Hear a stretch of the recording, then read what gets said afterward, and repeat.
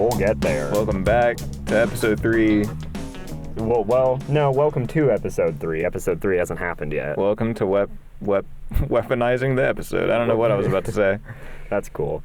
Welcome to We'll Get There, the only show with insightful questions and even more insightful answers. I did not steal that from Hot Ones. Steven, how are you doing? I'm feeling very good today. You're feeling good today? Very good.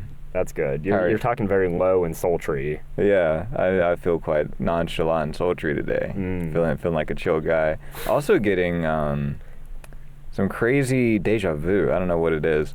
Yeah. But how are you doing?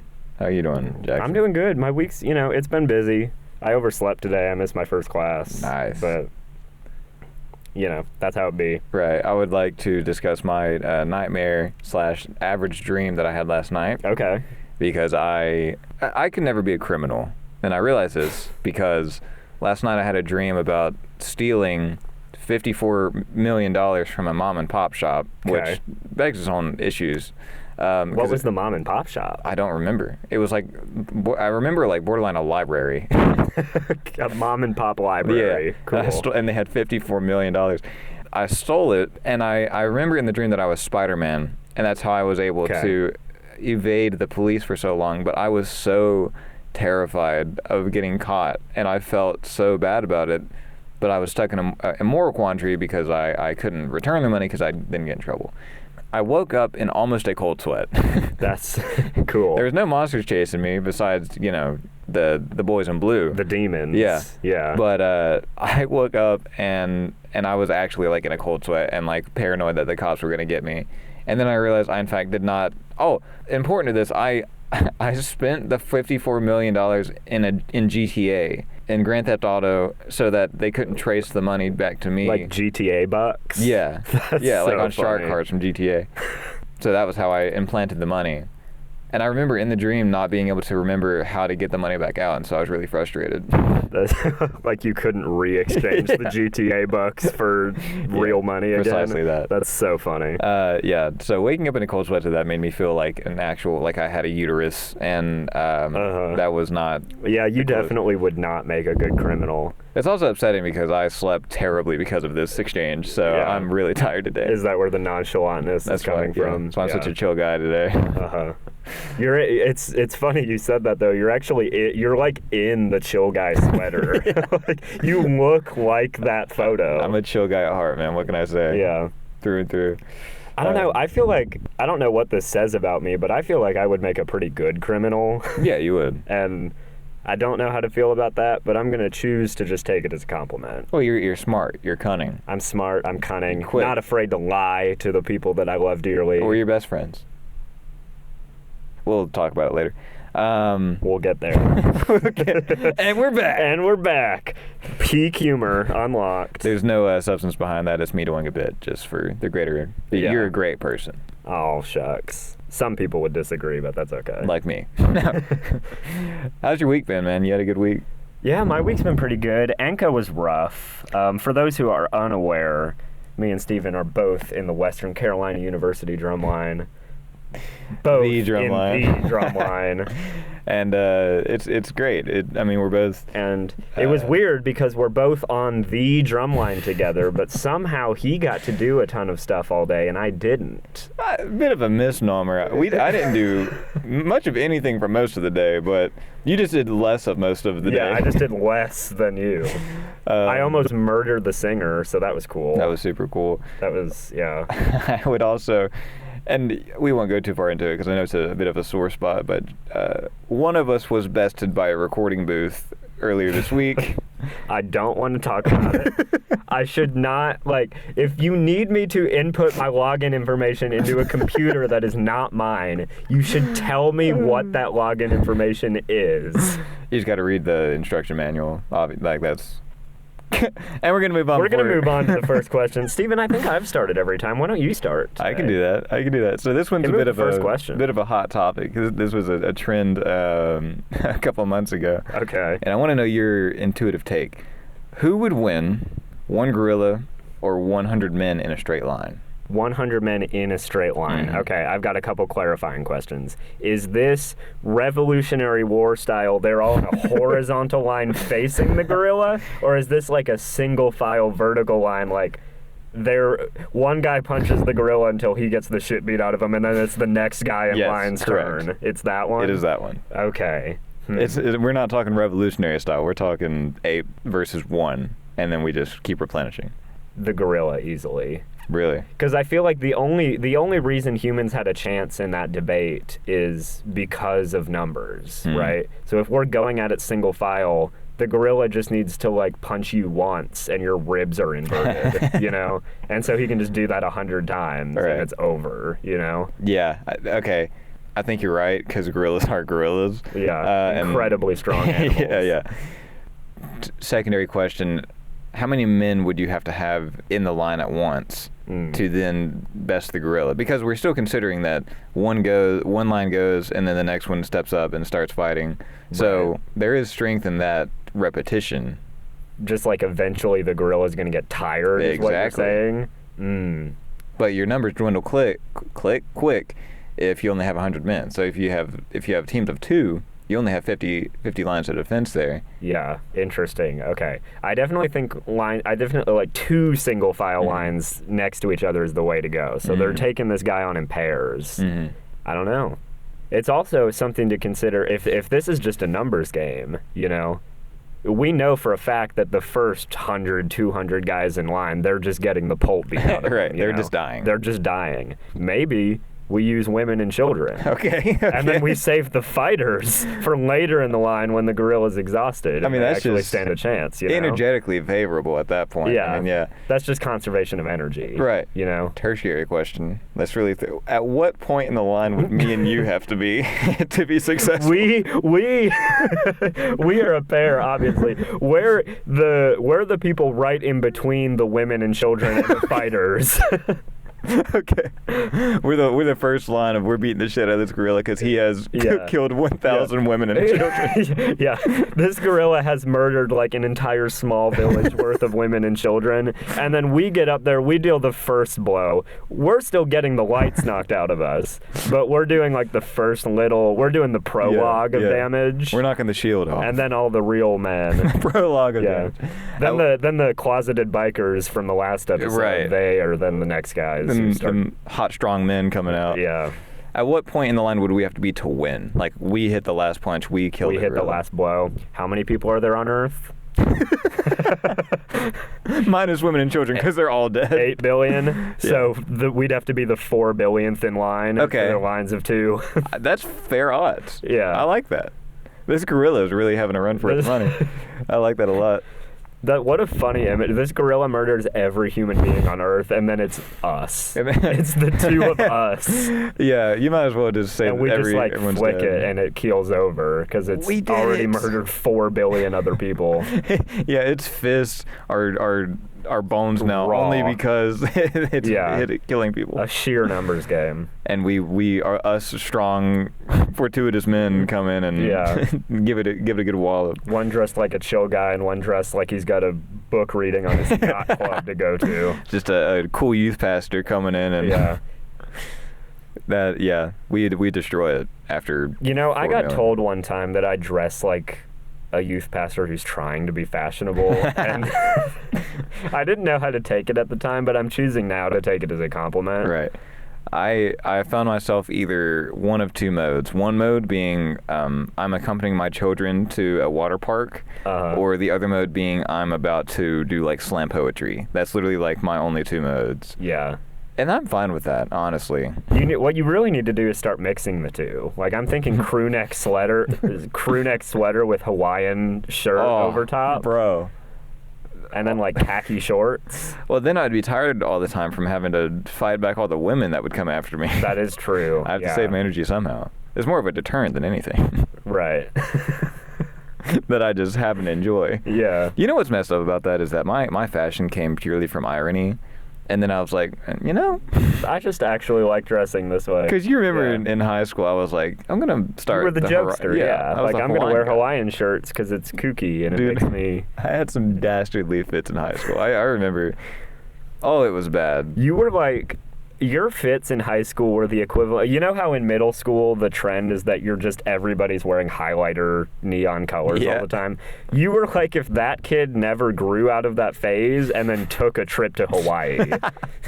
That was me in high school. That was your high school fashion sense in a nutshell. I'm so glad that I've evolved at least a little bit. Yeah. That was a rough place to be. I have no idea how I had girlfriends in high school. I really don't.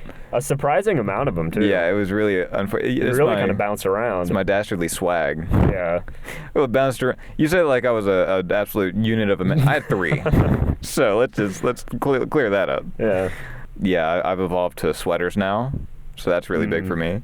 Getting into barring away from khaki shorts, so I'm really getting into some dastardly territory. Yeah. So that's really fun for me. Yeah, right now you're pairing a really nice crew neck sweater with sweatpants. And does it not and like work? raggedy ass sneakers. They're not raggedy, they're worn. Yeah, I can't even get upset. I love when my white sneakers get used a little bit, like they've got some creases, they're not perfectly white anymore. Right. I think that's when they're at their best. Fire kicks though. For all the audio viewers, aka all of them, I have white shoes with blue highlight and a little cream situation going on. They're fire. Was matching the blue to the sweater on purpose? It was. Yeah. I'm really evolving. I'm growing as a person. So I'm matching colors in my outfits now. It's crazy. Yeah, coordinating through colors. That is a big step for him. Well, it's just because I didn't want to be racist, so I've always coordinated without seeing color. So I see. Yeah. But now I've chosen racism. I've chosen racism, and it benefits me. So yeah. 6'4", by the way. That's not how that joke works. Anyways, next question. Oh, that's funny. Okay. Right. Let's start off with a bit of a controversial one.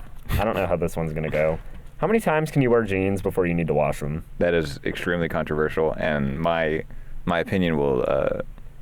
Okay. Because I feel like one of two things is about to happen. Either we're both about to have very different answers and we'll get in a fight about it, or we're going to have the same answer and it's going to be the one that's generally considered weird and we're going to get flack for it together. So this one's problematic because it literally depends on how I'm feeling in a day. It depends on how tired I am.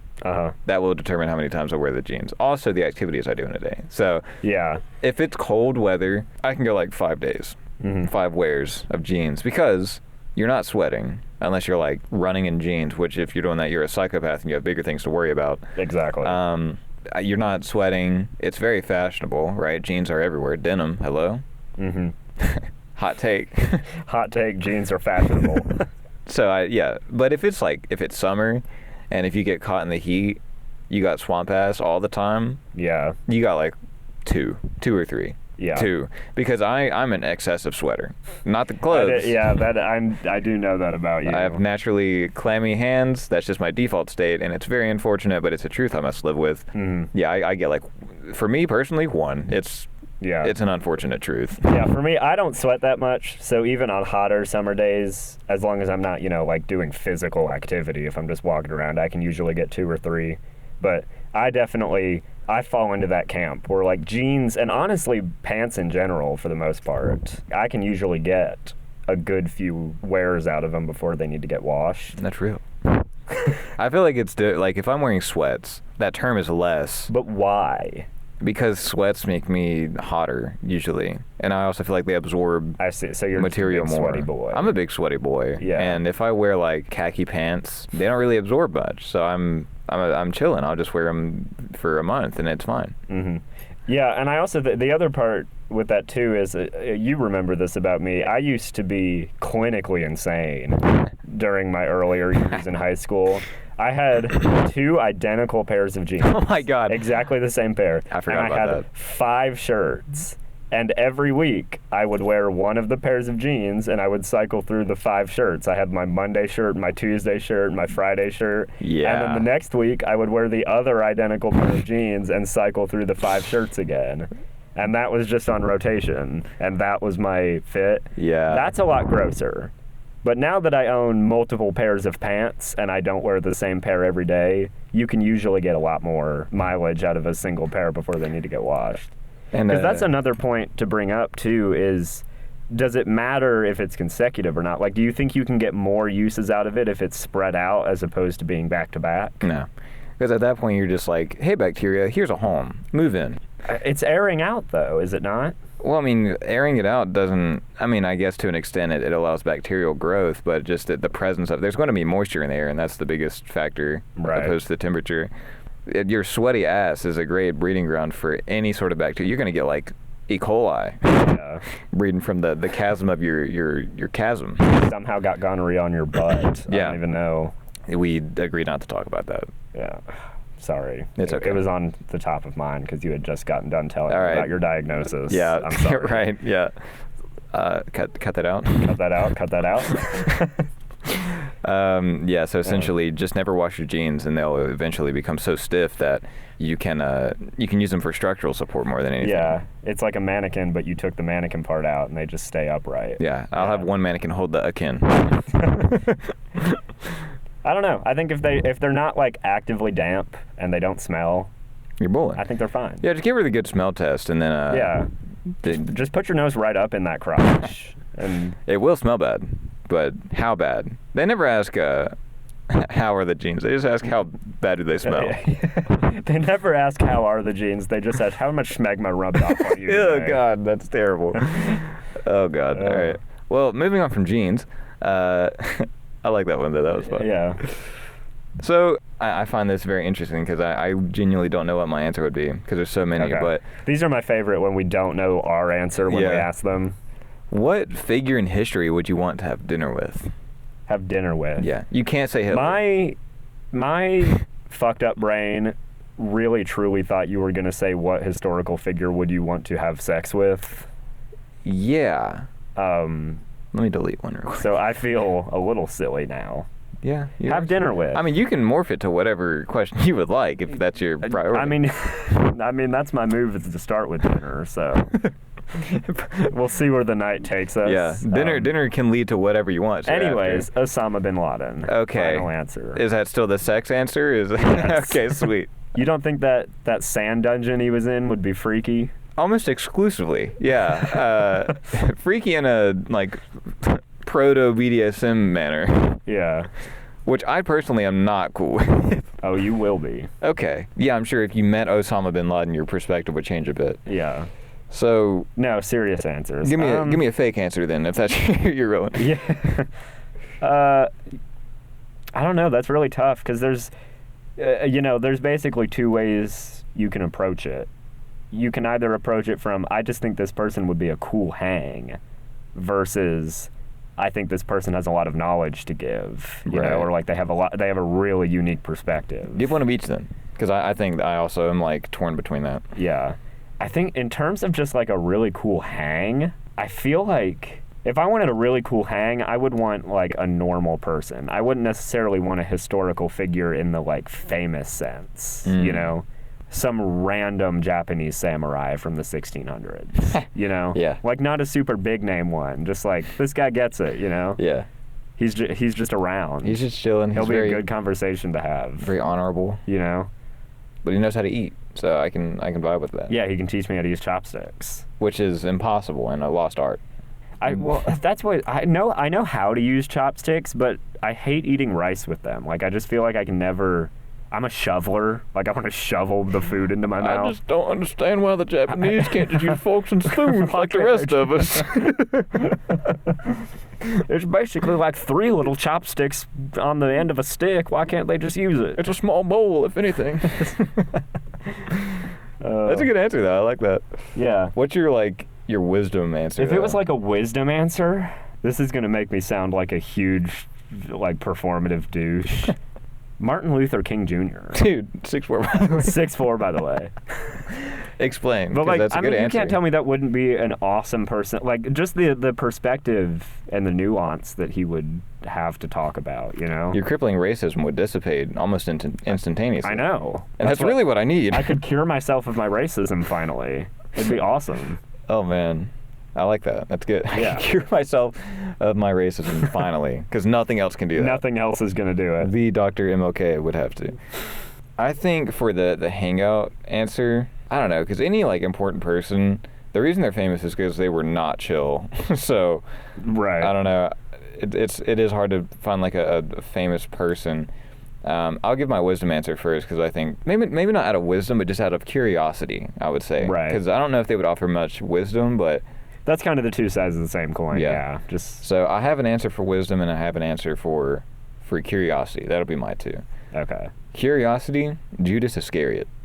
Oh yeah. Assuming it's a historical thing, right? Uh-huh. Like, what an interesting perspective that would bring to history as a whole, right? Yeah. Because it's like, bro, what was that about? What were you on? He was, I mean, dude, you're like bad friend moment. Yeah. Like, Judas. And I mean, 30 silver? Maybe I'm wrong. Yeah, that's what I was going to say. Like, maybe I'm wrong, but I don't really think it was that much. I mean, it was maybe like a month's pay. And you killed the man. Yeah, like you killed the dude. And then you killed yourself. So it was like... Yeah, what was even the point? Bro sold. He folded. Yeah. No, it would be like if I went behind your back and hired a hitman on you for like a moon pie. Honestly, valid. Moon pies are pretty gas. Moon pies are good. They're okay. I don't know. I feel like they get dry super quickly, and then they're not. There's like, you have about 3 picoseconds after you open the wrapper where the actual sponge part is still like soft and fresh. You know what's messed up? I really want a moon pie now. We'll go get one after this. They have them in the vending machines. They have the banana ones, which are a crime against humanity. Yeah. We'll go to the Noble store. How about that? Okay. All right, sweet. That works. We have a date later. So Judas, just because I want to know that perspective. It's like, what led you to feel like you had to do that? And then I get to see all of what, presuming that we teleport to the time in history when this happened, you get to see the Oh, is that what we're presuming? I was kind of under the assumption it was just like you showed up at like Gino's Italian restaurant and they were at the table. Oh, okay, okay. Then we'll go with that because that makes a lot more like focus on the person. Yeah. Still, so for the interest, definitely like probably Judas. I find that I'm just like, bro, the hell, man. The fuck are you up to? Dude, chillax a little bit. I don't know. Yeah. I'll give you like $20, just like chillax. Dude, I will give you a Benjamin. Just don't kill Jesus, please. Yeah. I think I would want to meet for wisdom Marcus Aurelius. I've always loved his. This is just me and Jack talking right now. That's the idea. Yeah. Wait, what are we doing? Dude, I've gotten really into philosophy recently, and I actually, if you don't mind me doubling up on a question here in a minute. Sure.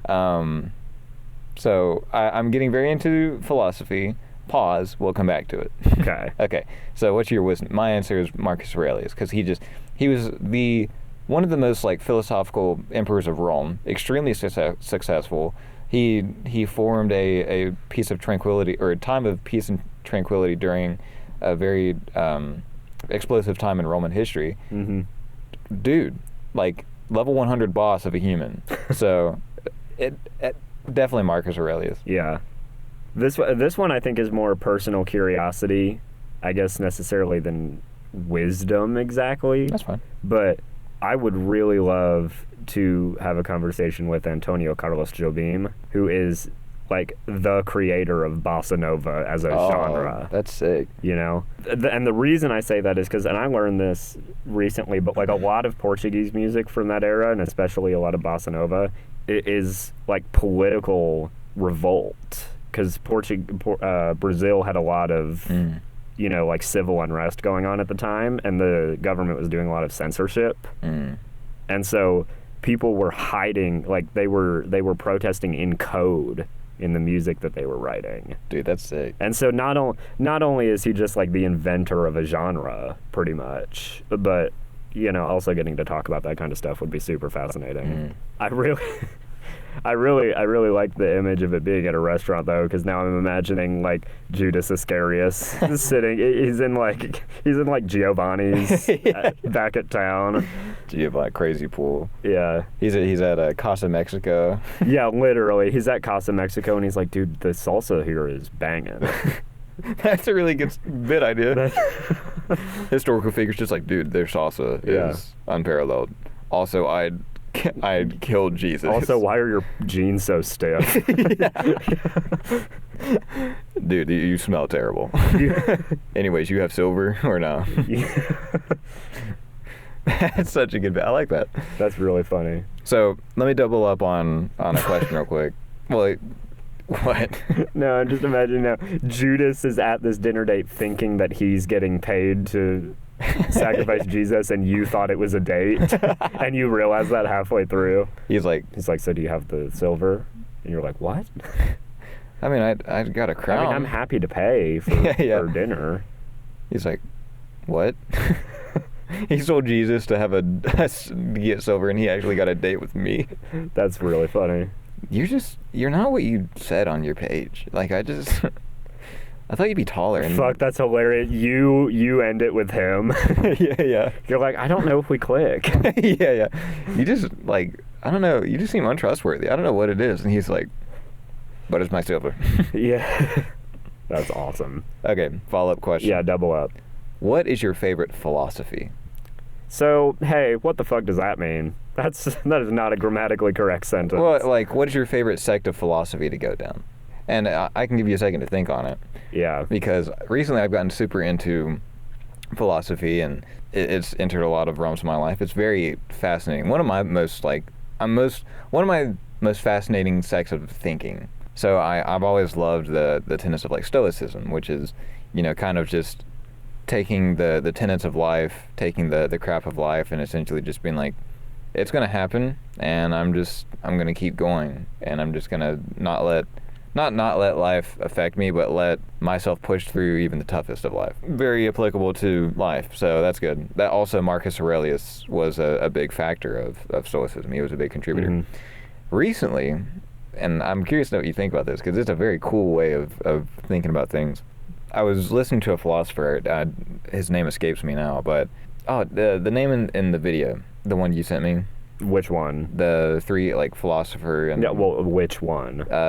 The philosopher, not the religious, too. Alex O'Connor. Alex O'Connor, yeah. I went down a rabbit hole of Mr. Alex, and he mentioned it in a video that Jack sent me on, like, a religious philosophy debate kind of thing, and he mentioned a form of philosophy called panpsychism, which is so interesting to me, which essentially, consciousness itself is the fundamental form of nature.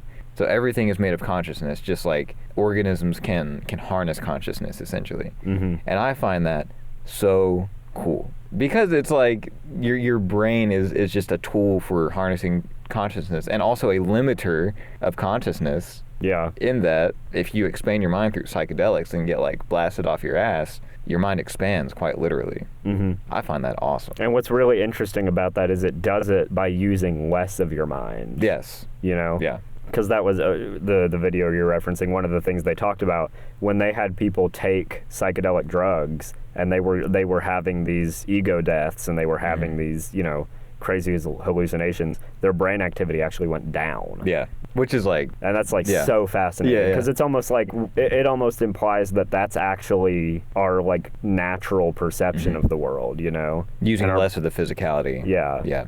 Yeah, that's very fascinating. So my mind has been opened. I'm like... Yeah. I'm so excited to read more about it. Yeah. Definitely. That's super cool. I agree with the Stoicism. I think it especially in recent years, it's kind of become a bro culture thing, or like a hustle culture type of thing. Yeah, but I think a genuine Stoicism is very cool.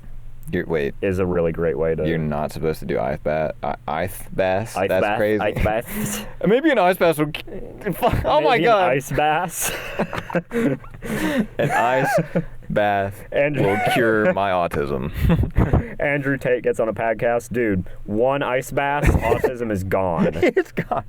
When your friends ask you to go to the movies, you say, no, I'm eating an ice bath right now. That will take up the rest of my evening. Yeah. You wouldn't understand. You don't get it. I do think the bro culture is one of the gayest things that could exist. Yeah, it's really Because like, I wake up at 2 o'clock in the morning, and I put my face in ice, and then I drink only bottled water from the Falls of Niagara, and then I do another face ice bath, and then I eat an ice bass, and then I do an actual ice bath, and then I do exercises for 7 hours, and then I go back to sleep for 3 seconds, wake back up, and take another ice bath.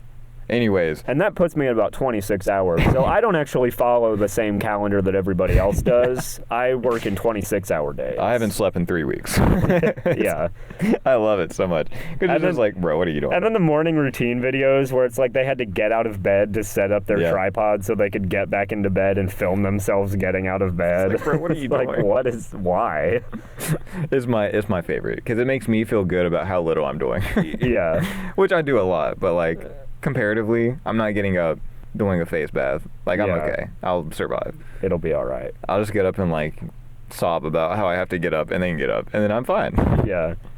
So yeah, my little plug of panpsychism, I just wanted to get in there. You're sitting at Giovanni's with Judas Iscariot, and the table next over is just Andrew Tate eating a raw ice bass. No fork, no spoon, only chopsticks. Yeah. Chopsticks. That's awesome. Another thing, in terms of philosophy where it's actually me trying to, like, philosophy that's actually influencing the way that I act and the way that I live my life, I tend to fall under the category of a Marxism, humanist. Yeah, Marxism. Okay. Fall under the category of a humanist utilitarian, which essentially means that I'm a utilitarian, but as it pertains to humans. What is utilitarian? A utilitarian is basically the idea that, like, every action should function as a net positive. Like, you should just be striving for net positive. That doesn't mean negative isn't going to exist, but it just means you should always be striving towards net positivity with your actions. So the classic example would be, a trolley problem. The utilitarian is 10 times out of 10 going to divert the tracks to kill the one person. Because purely just in terms of net positive and negative, less people died that way. Right. So that's kind of how I operate. The reason I specifically say humanist is because pure utilitarianism would imply that, say in the future artificial intelligence becomes like sentient, like it becomes conscious, that all the same utilitarian principles would apply to that too. And I don't like that very much. I don't subscribe to that. So I'm specifically a humanist, utilitarian. I find that interesting because it's like for the capabilities of robots, this goes back to the panpsychism thing where it's like your like mechanism is a harnessing factor of consciousness. If artificial intelligence is to become conscious, it is only happening because the hardware has become good enough to harness the consciousness. Yeah. So that I think that's like an interesting implication of panpsychism that I just thought about, and that's actually very cool to think about. So there's a lot to unchew. Unchew? There's a lot to chew on. There we go. Yeah. Okay, cool. There's a lot to spit out. Sorry. It's that okay. ice bass is making me sick. It is bad for the gut. Yeah. Okay, next one. Oh, I have some really good ones this week. I'm really excited about a lot of these. Prove it. Okay, I really like this one. If you were selected to represent the U.S. in a worldwide competition, you're competing against all the best people in the world in that competition. What are you competing in? Bro, we're losing. I'm sorry. This can be literally any... No, so that's the idea, You're not choosing football, right? The one thing I would win at. What is something that you truly believe you would be like the best in the world? Like, you will win that thing. What are you competing in to represent the U.S. on the world stage? Do you have an answer? I don't have an answer, to be honest. The first, because you can't select anything mainstream. Like you're a biology major. You couldn't select like biology trivia no. because all the other countries, they are bringing the best person in their country for that thing. You know? Bro, I'm barely passing class, bro. I ain't making that work. Yeah. No, I'm passing class. Barely. The first thing that comes to mind is problem finding. What? Okay, explain. Anytime I get into like a conversation that's deep with somebody, I can always point out like yeah, I see your point, but, and I can be obnoxious to no end and that right. Also, I would be really good at proving I'm right even though I'm wrong. So that's a really awesome answer. That's probably my number one answer. It doesn't paint you in a super great light, but it's a really funny answer. Of course it doesn't. But I mean, look, everyone's got some people do meth, so I think I'm doing okay. Right. That really is what brings me joy in life. Is not joy, but like anytime I feel bad about myself, I'm like, there are crackheads that exist, so I'm doing okay. Yeah. Yeah, I'm like being wrong about something in such a right way would probably be my my Pandora's box. Yeah. I'm really good at gaslighting myself, so I will then believe the thing I'm wrong about, and then just like find any little straw to just like, because like how do you beat that? You become the most annoying about it, and I am also extremely petty if I want to be. So Right. Dude, I'm locked. So, follow-up question, what would that competition look like? It would be them trying to disprove a belief of mine that I am very ignorant of. Okay. So, like, I don't know what it, like, why do I think, well, because at a certain point it becomes, like, out of spite. And then I just... Right, like you dug a hole for yourself and now you just kind of have to see it through. Yeah, a competition of dying on that hill. Yeah. That's what, whenever they put logos of it, dying on that hill, that's my competition. An international competition. Yeah. That's really good. I don't know. I really have no idea. What do you think mine would be? Because I really have no idea. What do I think? Being an asshole. How about that? Being an old twink bitch. No, I think something in the realm of language. I don't know though, because it kind of gets back to that point of like, well, it's the best in the world. Let me clarify. Who I'm competing against. A niche language idea. I don't know, creating a language that like only you could understand. I don't know though. That's just the first thing that pops up. I would be a contender, definitely. You would make prelims. Yeah, I'd for sure make prelims. I don't know. I'm trying to think. Getting annoyed at dumb people. Yeah, you know what? I'd probably win at that Losing one. to technology. Shut up. They should tell me what login information I need. I don't mean to keep bringing it up, but it brings me joy, so I mean to. It's okay. We're recording in that very booth. We are. Which is getting increasingly hotter. I think it's getting very hot It's here. so warm. Yeah, I think the capacity to become angry at someone's incompetence is... Yeah. Which doesn't paint you in a great light. Yeah, we're really not painting ourselves in like, a super great light here. What better thing can you be the best at other than a bad thing? Than your flaws. Yeah. Right. I do that a lot. Like, I take other people's failings personally. I.e., whenever I'm like really bad at a task or something, it's just like... Yeah. God. It's almost like I'm upset on behalf of the human race that you're so fucking stupid. I'm upset at the setback that you caused at being bad at this. Yeah. Yeah, I'm upset at the evolution that's not happening right now because of you. Yeah. Yeah. Oh, that's really funny. That's really great. Good question. That's Maybe good. shot put. Yeah, I think you'd be really good at... I think you would be the best in the universe at shot put. I think you're right. I don't know, though. You're just throwing stuff. I would argue that there are people better at throwing stuff than you. Really? You think so?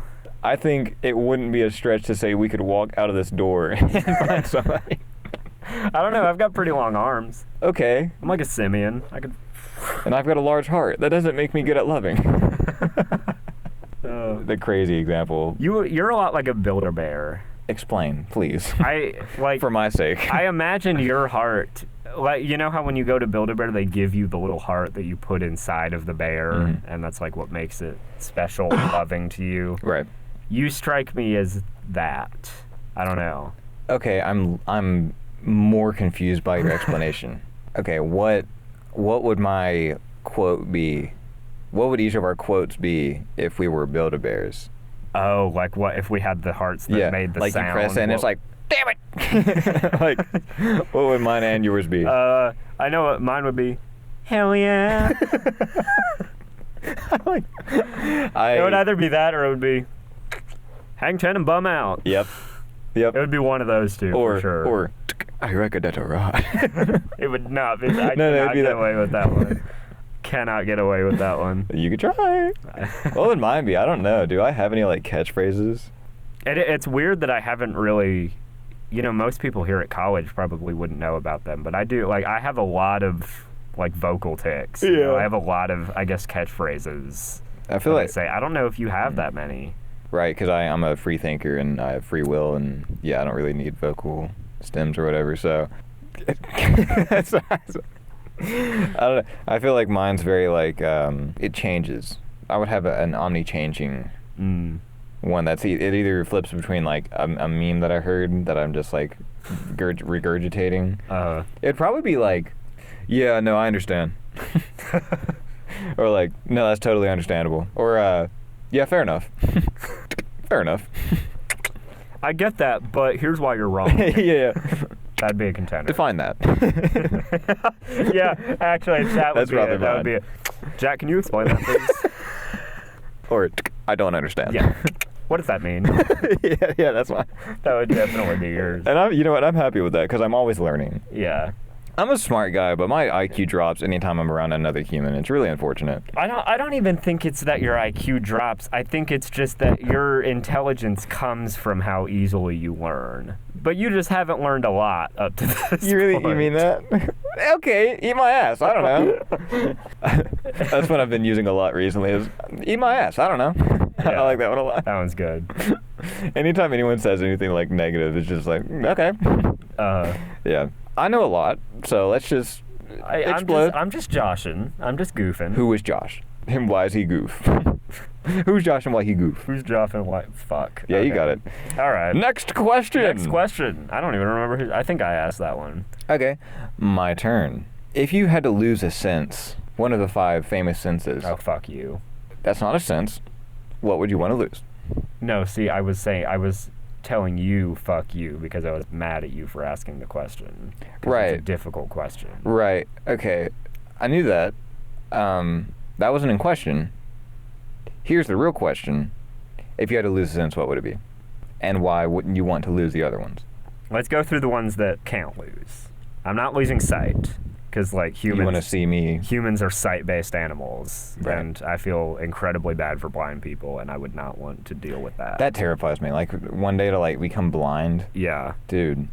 Because, I mean, I would cease to exist. And it's so funny because our eyesight isn't even that good comparatively to other animals, but like we are hardwired for sight. Yeah. And so like that one's off the table. Yeah. Smell, sense. I would not want to lose my sense of smell. Mm-hmm. I feel like that one's so tied to emotion. Right, you like smelling them raunchy farts, and that's like your thing. Yeah. Exactly. Real. Hearing. Whoever doesn't have hearing, man. Shout out Nate. Shout out to Steven's little brother. Who is completely deaf. Completely, entirely deaf. Love you, brother. Sometimes I would sneak up behind him and I would take his cochlears off and I'd say, "Oh, no ears."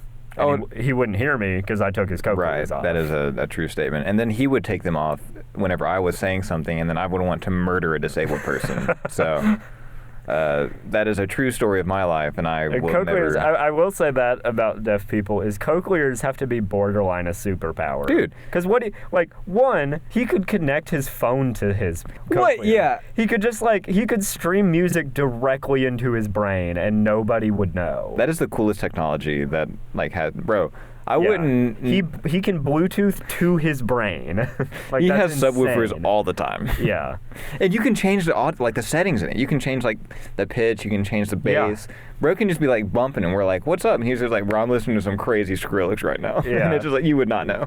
I have the bass turned up so high you can only hear the bass guitar and the kick drum. Yeah. You can't even hear anything else. It's insanely fascinating. Yeah. And then also, like you said, I mean, if you don't want to listen to somebody, you can just turn them down. Which is what he did, and it made I'm not an angry person, but that would make me violent. Yeah. And yeah, so shout out Nate, explode, but also love you.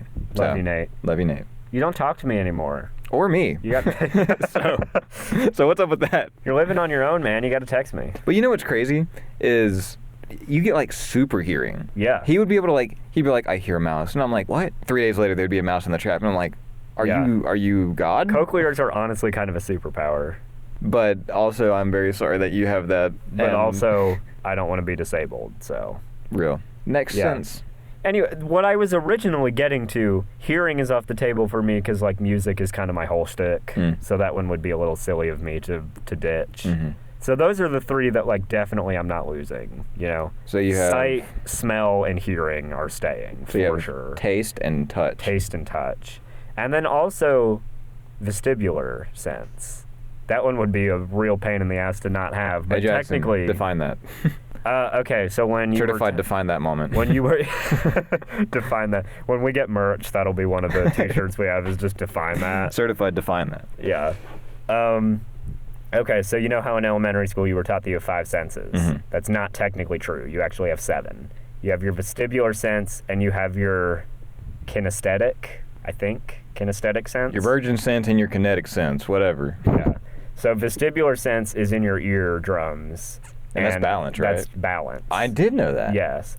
And then your kinesthetic sense is how you can know where your body is in relation to space even when your eyes are closed. So like if you close your eyes and you move your arm around, you know where your arm is in relation to your body. Interesting. That's a separate sense. Because you think about it, like touch is when you feel things, but like if you're not touching your body, you're not feeling your body, right? So that's the kinesthetic sense, is how you know how your body relates in relation to space. Interesting. That one would be a pain in the ass to lose. Honestly, I think I'm losing taste. I really think I'm going to lose taste. Because losing your sense of touch is dangerous. Because then it's like, you know, if you're touching something hot and you're burning yourself, you don't know about it. Yeah, that's like a real problem with some people, too. Yeah. And I mean, you think about it, most of taste is smell anyways. That's what I was going to say. So your even if you get rid of, even if you get rid of taste, you're still, you know, you're still probably going to be able to appreciate food. Here's the problem, though. So much of my life is like eating. Uh-huh. Can I realistically get rid of taste and still want to live? That's the real question.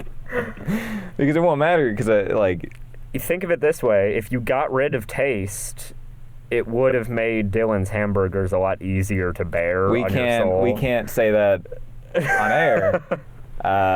Yes, we can. No, He'll can't. think it's funny. He will think it's funny. He'll think it's funny. You know what? I'm going to tell the story. Don't Fuck tell you. the story. I'm gonna tell the story. Eat my ass. Fuck you. I'm telling the story. Dylan, I love you. So, I was at Steven's APT one time, and That's apartment for the that's lame. apartment for the uncool amongst you. Which It's all of you except for me and Jay. Yeah, if you're listening to this podcast, it's all of you. No, I was at his apartment. Steven's got a roommate. His name's Dylan. Super cool guy. Really buff and handsome. Dylan was making some hamburgers. Dylan was making a lot of hamburgers. Yeah. So in Steven's mind, these were hamburgers for the community. These were apartment-wide hamburgers. So Dylan was like, fuck, I don't have any condiments. Steven volunteers to go get condiments. Dylan is very confused by this. Dylan doesn't understand why Steven is offering to go purchase condiments for him. We go out, we get the condiments, we come back. Steven is amped up. He's very excited for these hamburgers. Dylan lets him try a bite of hamburger. It tastes very yummy. Good. And Steven gets back with the condiments, gives them to Dylan. Dylan's got all the burgers in like meal prep boxes, like Tupperware and Ziploc bags. Oh. Turns out the burgers were not communal. They were not community burgers. They were meal prep burgers. And the I'll take it from here. You take it from here. I wanted the world to burn.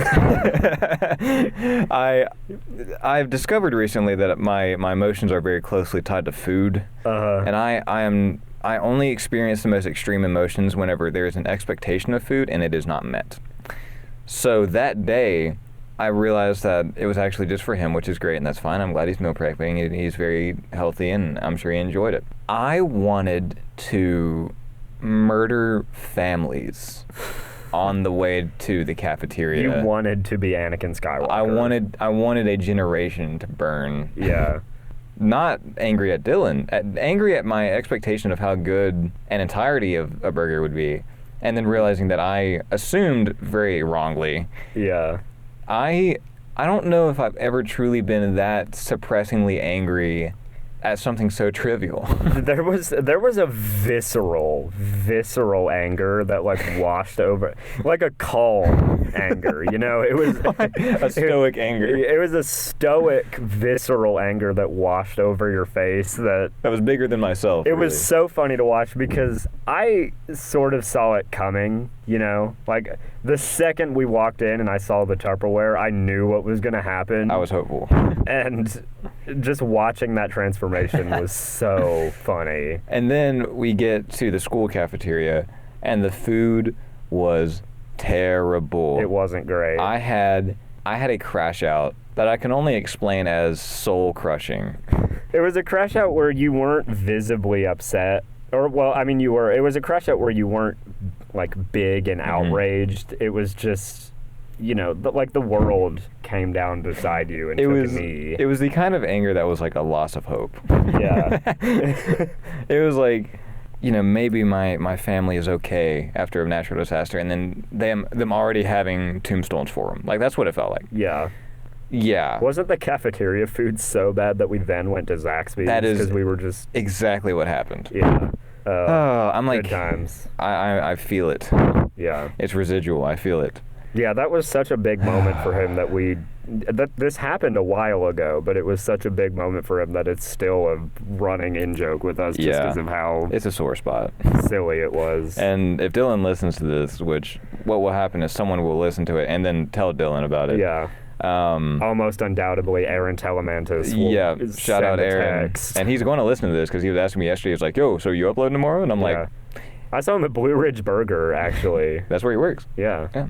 And he asked me about it, like screaming over the grill. That's awesome.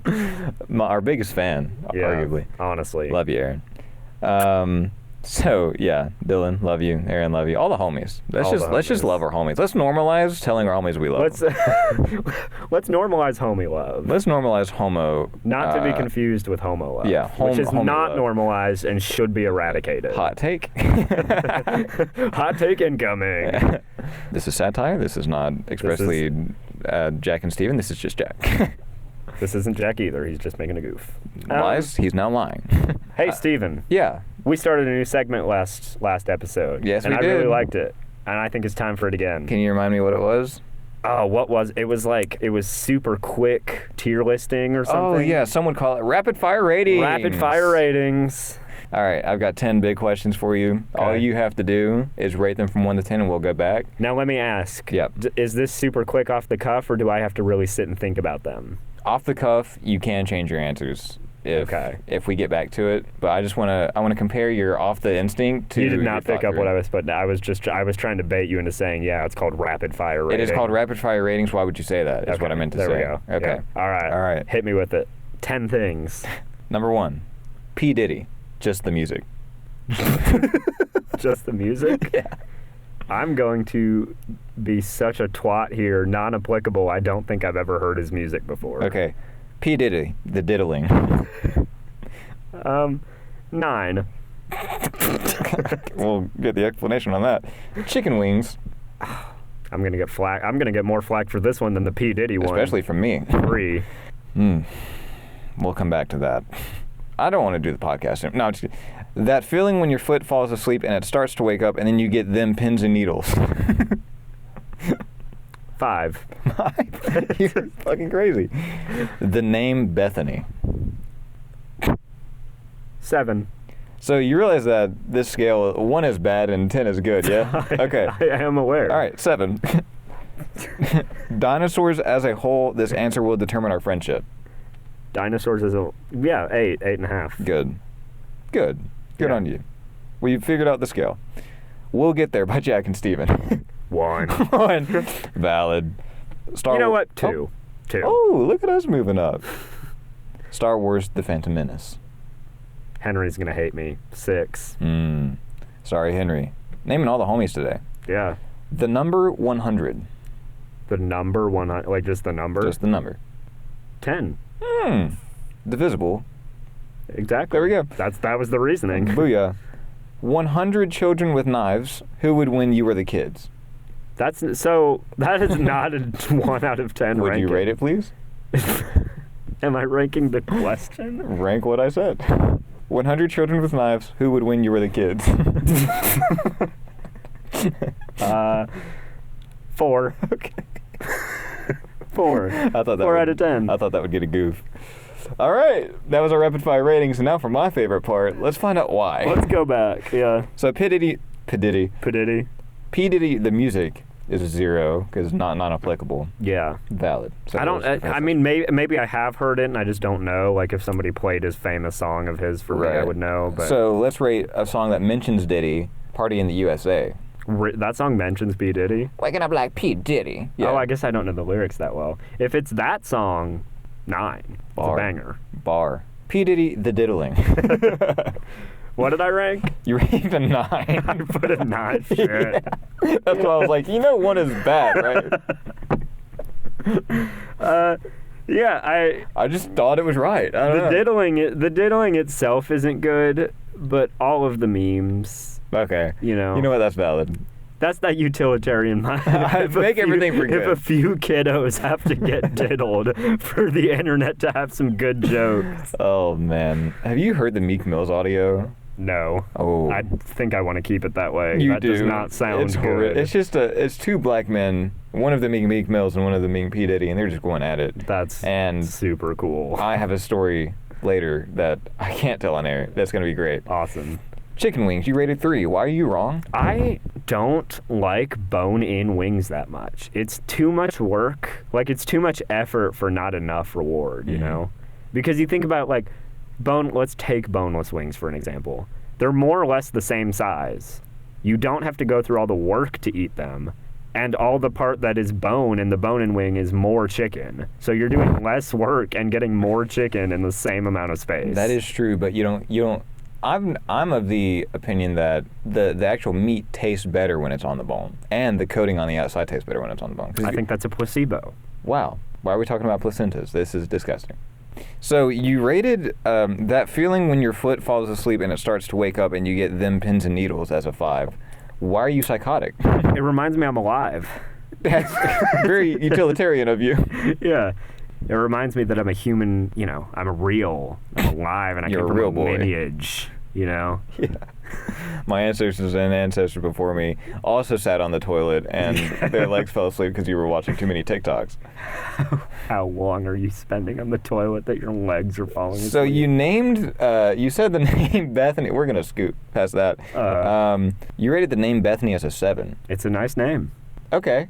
I feel, especially, I feel like the abbreviated Beth, I feel like that's a good name, Beth is a good, like, Lone Star woman name, and I enjoy that. What do you mean by that? Like, that's a good, like, cattle rancher, like right, like ranch hand. And I inherited my dad's farm, and I don't need to marry a husband to take care of it. Exactly, and I respect TF out of that woman. Yeah. It's also like Sue. Like, you have Suzanne, and it's like, oh, she's 84. Mm-hmm. But if you have Sue, it's like, oh, yeah, Sue's out in the pasture. Mm-hmm. Which I enjoy that aesthetic a lot, and that actually brings me to whatever. Dinosaurs as a whole, this answer will determine our friendship.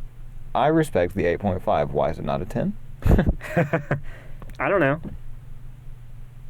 All right. I thought I had more to say, but I guess that's it. Yeah, I saw the flatlining of your brain. That was good. I would rank that a 10 because I think my special interest is dinosaurs at this point. Was that in contention for you? No. That's a well-established fact for everybody around you. So if you listen to this podcast and you see me or Jack, he can relate to me. I have debated getting a sleeve of dinosaurs in an anatomical like style. So like the vintage like anatomical graph kind of style. Mm-hmm. A dinosaur sleeve of that.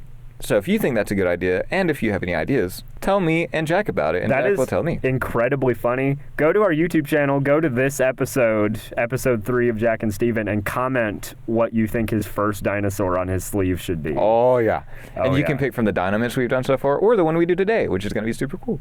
Yeah. Yeah, I like that. That's good. Or comment on the Instagram post, one of the two. Yeah. Whoever runs that is super handsome. We'll Get There by Jack and Steven. You rated a 10, a 2. You rated a 2, not a 10. A 2. Yep. Yeah. 1 for each of us. Wow, that's deep. And together, we make a low-ass rating. Yeah. Star Wars: The Phantom Menace 6. It is arguably the worst of the original 6. It's not a great...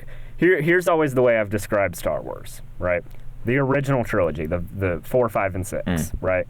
They are good Star Wars movies, and they are good movies. Right? They're both. They're good Star Wars films, and they're just good films. The prequels, they're not really good films, but they're great Star Wars films. Mm-hmm. They're really good Star Wars movies. Right. And then 7 and 8, The Force Awakens and The Last Jedi, I think all things considered, they're pretty good movies, but they're bad Star Wars movies. Right. Like, they're not good Star Wars films. They don't fit with the canon very well, but they're good movies. And then The Rise of Skywalker is just like negative 2 out of 10, dog shit, boo, bad, Palpatine returned, fuck ass. That has made me viscerally angry. Yeah. Because I've always been a Star Wars I got man. upset sitting in the theater watching that movie. Yeah. Like, I was with my dad, and I was, like, angry. The power.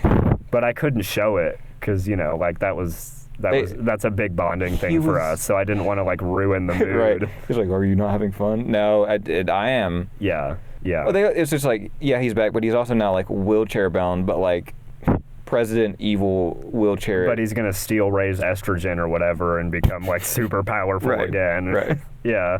Yeah, whatever, dumb movie. The number 100 is a 10. I mean, yeah. It's arguably the a perfect number, yeah. Yeah. Like, it has so many use cases. It's divisible by so many numbers. You know, like, it fits all the nice Not even 3. integers. That bothers not me. 3 or 9, but... Or really a lot of numbers. yeah. In fact, an infinite number of numbers. Yeah. No, I get what you mean, though. Well, yeah, it's just a good number. Right. 100 children with knives. Who would win? You were the kids. You rated a 4. Describe that. I don't know. I don't know how to describe that. That's more of just like I felt that one deep in my soul, Yeah. you know? I don't have an explanation for that one. It's just like my animal instincts took over, and that's the rating that happened. Jackson, when I wrote this question, I was dying. I was so proud of What's particularly funny about that is I know you were writing that question in class. Yes, I was. So I'm now imagining you giggling like a schoolgirl in the back of... In physics. Whatever. The front yeah. of physics. That's awesome. What do you think the answer to the question is? 100 children with knives, you get to choose your weapon. Do you win? Oh, I get to choose a weapon? Well, I'm choosing an automatic assault rifle and I'm winning. But 100? If the question was 100 knife-bound children and me going, like, bare hands, the children are winning because they have knives. What if you get one melee weapon? I get a melee weapon. Can I choose... You know, in Smash An assault Bros. rifle, baseball bat. Yeah. You know how King Dedede has that, like, big-ass, goofy hammer? Yeah. And it can, like, it has a rocket attached to the back, and he can spin around in a circle. Can I have that? Can you swing the hammer? I think if it's got a rocket attached to the back of it, yeah. You can lift a rocket and a hammer? Well, the rocket will fire, and then it'll be easier for me to lift. Okay, so you're firing a vehicle at them. Yeah, exactly. Okay. Sure.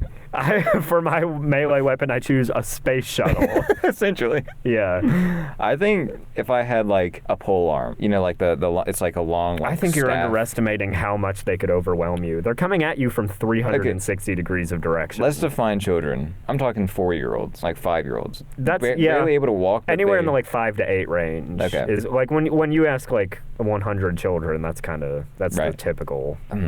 Yeah, I think you're overestimating your abilities. Really? They're coming at you from 360 directions. I swing around with a katana, and I mean they can barely walk.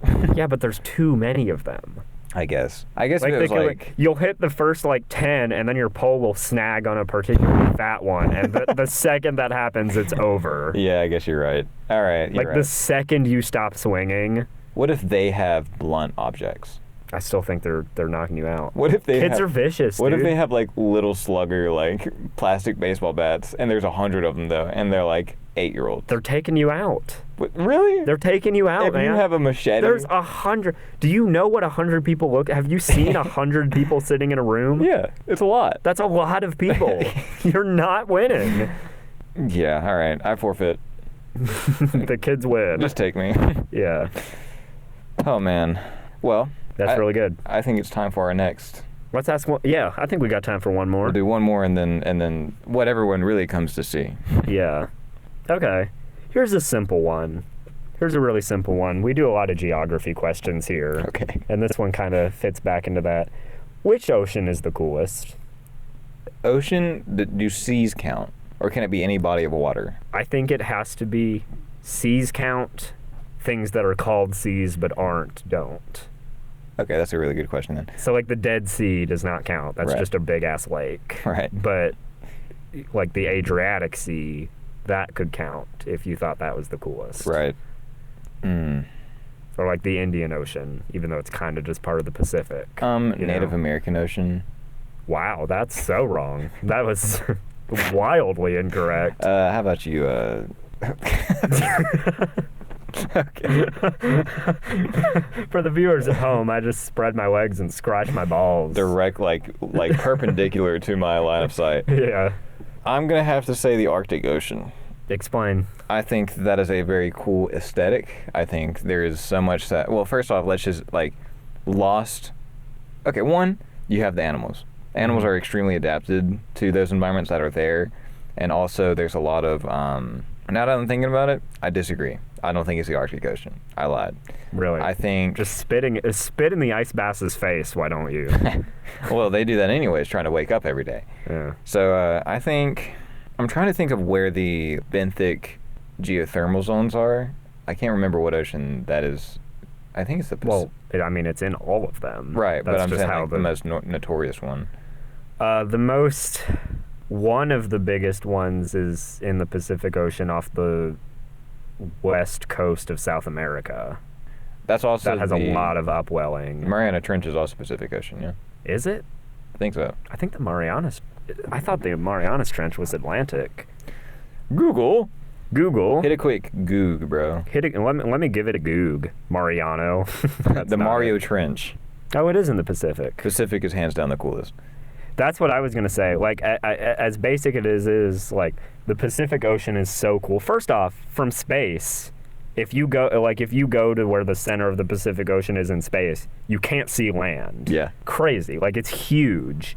You know, there's just so much interesting geographical stuff. First off, you know, like all of like Malaysia and all of the Polynesian islands. So cool. The Pacific Ocean has the Ring of Fire. Mm-hmm. The Ring of Fire is awesome. You know, well, it's got... For people, it's kind of tough, but... It's cool. That's really upsetting that you would It's very cool. say something like that. Yeah, tsunamis are pretty cool, I guess, if you like people dying and... No, I agree. It actually, Pacific Ocean is the coolest. Yeah. Also, I know I said it offhandedly, but the Adriatic Sea, very cool place. Yeah, I mean, Pacific Ocean has Ring of Fire, has tropical environments, which is already, like, insane. Mm-hmm. And then you have geothermal and hydrothermal vents, which we discussed in a past pod, is crazy place. Extremely cool. Yeah. So you get deep bioluminescent activity, which is super cool. You get kind of like leading into the Arctic Ocean, which breeds a lot of like bigger mammals because they have more insulation and insulative properties, such as like whales and polar bears, like all this stuff. Pacific Ocean is awesome. You got the Great Garbage Patch, which is less cool, but interesting that it happened. That is like the fact that there's that much trash in the ocean, that from the ocean floor it created an island, and that's just the stuff that hasn't broken down to like two small pieces. Yeah. Oh man. Yeah. I'm glad I'm in ecology because I want to help with that. Mm-hmm. Mediterranean. I feel like Mediterranean is a good, runner-up. Mm-hmm. It's worth a mention. Yeah. Good food. Good food. Very good food. Good diet. Good cultures. Very interesting. Papa John's. What? Because the better pizza, better. It sounded like that motif, but I was thinking about Papa John's, and you didn't laugh, so now I'm upset and the joke was bad. Thanks. I like dinosaurs, Jackson. Do you? I do like dinosaurs, and in fact, I like dinosaurs so much that I want to end this episode with one more question. What is it? That one more question is, what's a cool dinosaur? Well, please don't unplug your headphones. I'm not going to unplug my headphones. That's what you have the iPad for. Well, I wrote it. You're right, but I'm going to stick with it. This is why we prepare. You're a mother. Stephen. You're a mother. Well, I have it prepared. I just wrote it down. And it is on there now that I realize. Whatever. I have a dinosaur in mind. What's this dinosaur? It is the Dimorphodon. The Dimorphodon. Mm-hmm. Let me give it a goog. Give it a goog. I want to be able to look at a picture. The Dimorphodon was an early flying reptile, known for its large head, distinctive two-type teeth, and relatively short wingspan. Whoa. Yeah, dude, it's freaky. Whoa. It ate fish, and the name Dimorphodon means two-formed tooth, referring to it had fangs, and then it had shorter back teeth, which is completely antithetical to what we have, around today usually. It was 1 meter long, and unfortunately it was a very shitty flyer because its wingspan was so short, it had to employ short, frantic flights. Yeah, it doesn't look like a big flyer. So he looks like a meth addict. His face looks like a puffin, dude. Yeah. I mean, they extremely cool dinosaur today, Dimorphodon. I would argue this guy, I can't tell if he would be, like, extremely chill or extremely chopped. Like, does he rely incredibly on heroin, or is he very mindful and meditates? Like, I cannot. Well, for our audio listeners, which is everybody, Right. explain what this guy looks like. So he's essentially like, he's a cat that has a really big head and wings of a dragon. Is that an apt description? Yeah, I would say so. The tail is what's really getting me. The tail is very undinosaur-like. That's a strange tail. Yeah. It looks like an elephant's tail. A little bit. I mean, that's an odd tail. He looks like if you, like, put it in a character creator and, like, hit randomize on a dinosaur setting. Honestly, that's what it looks like. And I respect that. I look like a human that you just put randomized. So I feel like I relate to the Dimorphodon quite extensively. Yeah. Okay, here's my initial, and we'll discuss. Here's my initial impression. Okay. I think he would be fun to blaze with. Okay. Because I think some people are fun to blaze with because you know them when they're not high and you know how uptight they are. And when they blaze, they just immediately chill out. And that transformation makes them fun to blaze with. Interesting. This guy strikes me as that type. This guy seems super uptight all the time. This guy seems stressed out of his mind always. Yeah, it seems like he's got a mortgage to pay for that And his wife is not helping. He takes one puff. He's a different person. I could 100% see that. That's where my mind went immediately. I also feel like I don't know, he seems like he has a very strong will. Like, to look like that and exist happily, you have to have a bit of resilience about you. Mm-hmm. So he's strong-willed. You know, of course he's going to be uptight. Like, he's got a lot going on. The old ball and chain, you know, tugging on his nuts. The old ball gag and chain. Yeah, that's what I said. And he's just got a lot going on, so you give him a little puff. You're like, hey, come hang. You know, let's chill for a bit. You puff. Yeah. You put on Holes, the reiterated movie by Louis C.J.R., one of my top 3 favorite movies, and obviously it would be his too because he's a chiller like that. And you just have a good time.